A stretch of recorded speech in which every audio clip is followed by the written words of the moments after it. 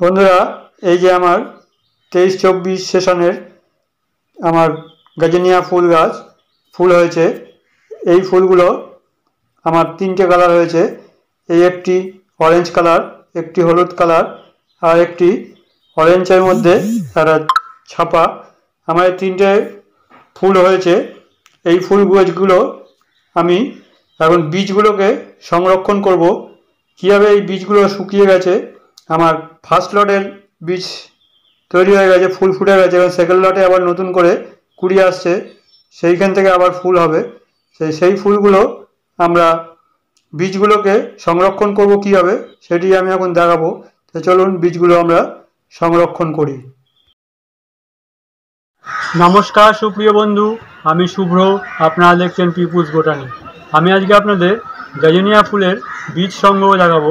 গাজনিয়া ফুলের বীজ কীভাবে আপনারা সংরক্ষণ করে পরের বছরের জন্য সেই গাছটিকে রেখে দেবেন, সেখান থেকে আমরা প্রচুর চারা তৈরি করতে পারবো, সেটি আমি এখানে দেখাবো। এর যদি বীজটি আমরা সংগ্রহ করে রাখতে পারি, আমরা অক্টোবর মাস নাগাদ যখন বীজটি প্রতিস্থাপন করব, সেখান থেকে আমরা খুব সুন্দরভাবে এখান থেকে বীজ আমরা চারা তৈরি করে নিতে পারবো।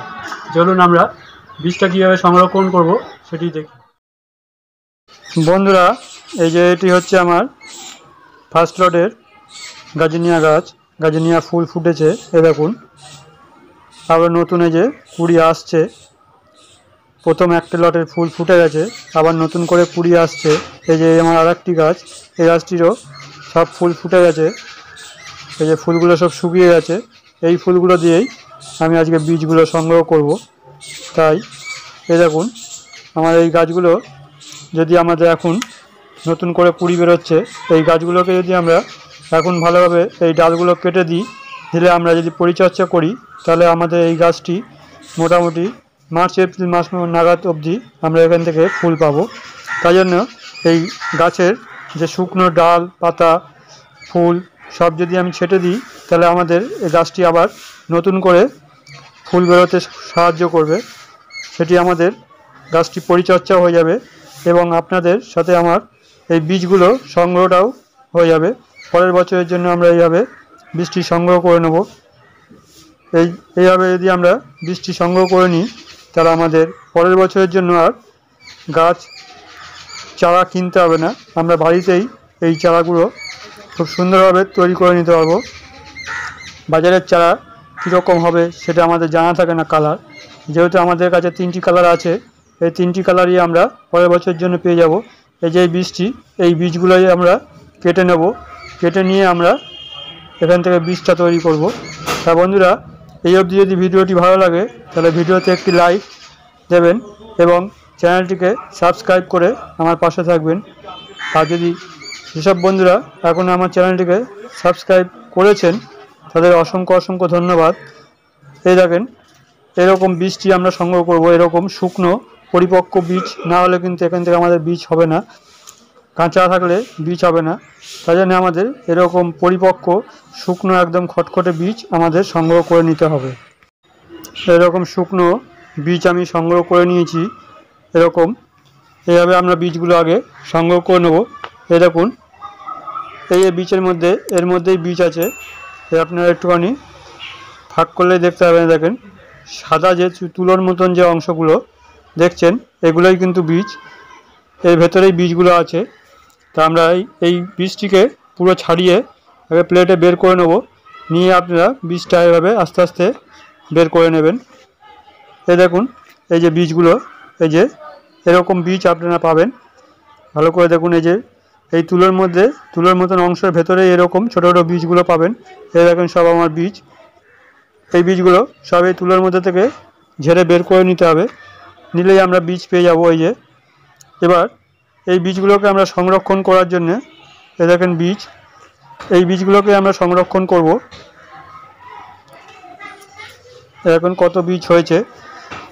এবার এই বীজগুলোকে সংরক্ষণ করে রাখার জন্য আমরা এরকম জিপজাক একটা প্যাকেট নিয়ে নিয়েছি প্লাস্টিকের, যাতে এয়ারপ্রুফ, এর মধ্যে হাওয়া বাতাস ঢুকবে না। এরকম জিপজাক প্যাকেট আপনারা একটা জোগাড় করে নেবেন।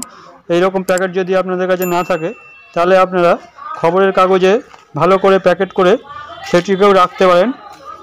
এইভাবে আমরা এবার এটার জন্যে একটু সাব ফাঙ্গাসাইড নিয়ে নেব। এই যে 1 চুটকি মতন একটু সাব ফাঙ্গাসাইড আপনারা নিয়ে নেবেন। এতে হবে আমাদের এই বীজগুলো ফাঙ্গাস লেগে যাবে না, সেই জন্য আমরা বীজগুলোকে ফাঙ্গাসাইডে ভালো করে আগে মাখিয়ে নেব। আপনারা যদি কাজে যদি ফাঙ্গাসাইড না থাকে তাহলে একটু হলুদও নিতে পারেন। এরকম লিখে নেবেন, যার মধ্যে আপনারা সংরক্ষণ করবেন যে বীজটি দেবেন। সেই বীজটি আপনি যদি আপনাদের কাছে ভ্যারাইটিস থাকে অনেক রকম কালারগুলো রেখে লিখে নেবেন। আমার এটা হলুদ কালার, আমি ওই জন্য হলুদটাই লিখে রেখেছি। এইভাবে আপনারা কালারগুলো মেনশন করে রাখবেন, তাহলে পরের বছরের বীজগুলো যখন আপনি চারা তৈরি করবেন তখন সেই ব্যাচগুলোতে ভালোভাবে আপনারা কালারগুলো বুঝতে পারবেন কোনটা কী কালার। এভাবে আপনারা করে সংরক্ষণটা করে নেবেন। তাহলে আমরা অক্টোবর মাস নাগাদ যখন এই বীজগুলো আমরা প্রতিস্থাপন করব, চারা তৈরি করব, তখন আমাদের সুন্দরভাবে চারা তৈরি হয়ে যাবে। এভাবে আমরা বীজগুলোকে সংরক্ষণ করে নিব। নিয়ে আমরা এই যে প্যাকেটের মধ্যে এইভাবে আমি ভরেছি, এইভাবে আপনারা ভরে নেবেন। এইভাবে এই দেখেন আমি সাব ফাঙ্গাসাইড দিয়ে ভরে রেখেছি এবং জিপ জগের প্যাকেটে রেখে দেবেন। এগুলো আপনারা রাখতে পারেন ফ্রিজের মধ্যে, নর্মাল ফ্রিজে রাখবেন যেখানে আমরা সবজি টবজি রাখি, ডালায়, মানে ফ্রিজের যে ডালাটা থাকে ডালাতে আপনারা ভালো করে এগুলো রেখে দেবো। রেখে দিলেই আমরা এখান থেকে আমরা অক্টোবর নাগাদ এখান থেকে আমরা বের করে নিয়ে বীজগুলো আমরা চারা তৈরি করব। তা বন্ধুরা, এই অবধি যদি ভিডিওটা ভালো লাগে তাহলে ভিডিওতে একটি লাইক ও চ্যানেলটিকে যদি এখনও সাবস্ক্রাইব না করে থাকেন তাহলে সাবস্ক্রাইব করে আমার পাশে থাকবেন এরকম নিত্য নতুন ভিডিও পাওয়ার জন্য। তা বন্ধুরা, আজকে এই অবধি, আবার পরে ভিডিও দেখাবেন।